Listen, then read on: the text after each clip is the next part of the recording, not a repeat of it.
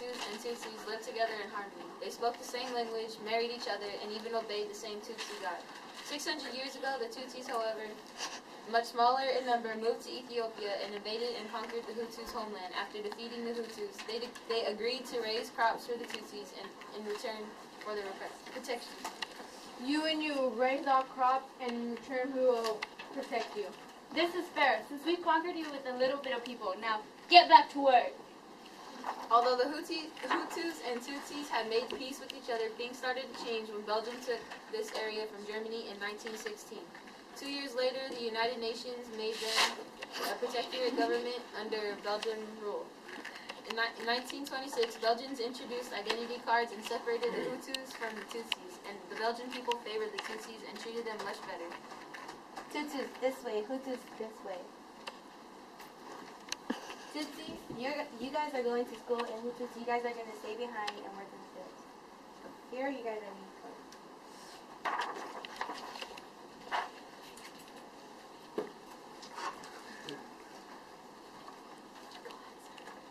What about us? What will we do? You are to stay here and tend you on the crop. But this is what we've been doing. We were fine before you came. It doesn't matter. I'm in charge, so do as I say. Years went by like this, and the Hutus finally decided to rebel by the time it was 1959. So am I. The Belgians and the Tutsis get all the goods, stuff.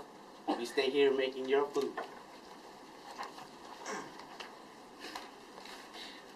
Get up, let's put an end to this.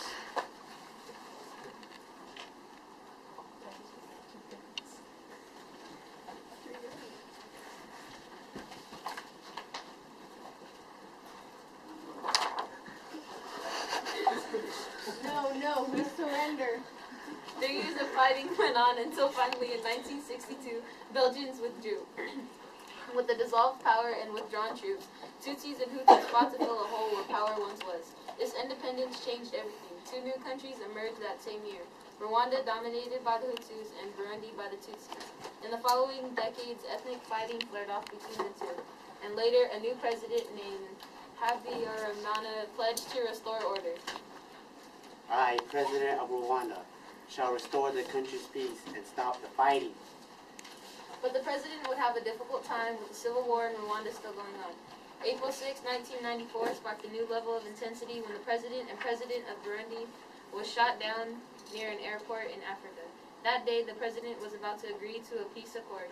Extremists were believed to be behind the attack, and that night killings began.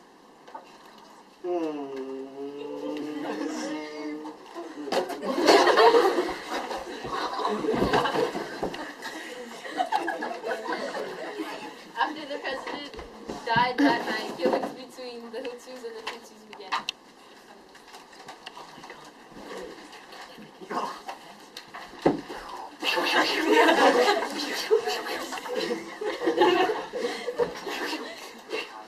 And the whole time, the United Nations forces stood by, watched as the slaughter go by. They were scared because they were forbidden to intervene in fear of breaching their monitoring mandate. By June, there was still no sign of the United Nations until the new Rwandan government agreed to trials established by the United Nations Security Council in August. Maybe we should help them. I'll go see if I can set up an international tribunal to oversee the protection of suspects involved in the genocide. Starting in January, 1.5 million Hutus started to be returned to Rwanda over the next 5 months. By February 1995, the United Nations Security Council finally started to get involved and urged other states to arrest people suspected of the involvement in the Rwandan genocide. Arrest these people. Turn around, hands behind your back. Let's go. You're going to jail. You're going to jail. Get over there. By mid-May, tensions between the United Nations and Rwandan government started to increase due to Rwanda's resent towards the lack of financial aid during the war. You people stood by all these years and watched in silence as this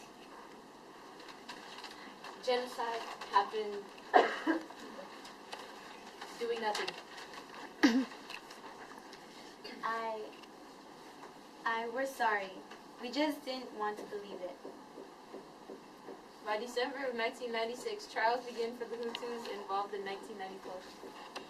I, the judge of Rwanda, Supremes.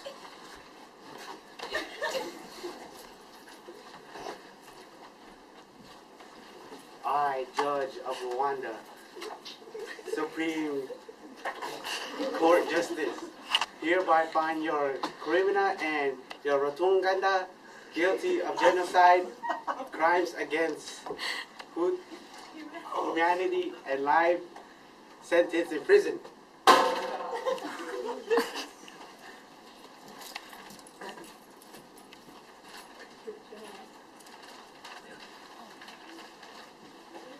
Over the course of the next few years, 6 suspects were found guilty of creating the genocide and were arrested and put to jail for the rest of their lives.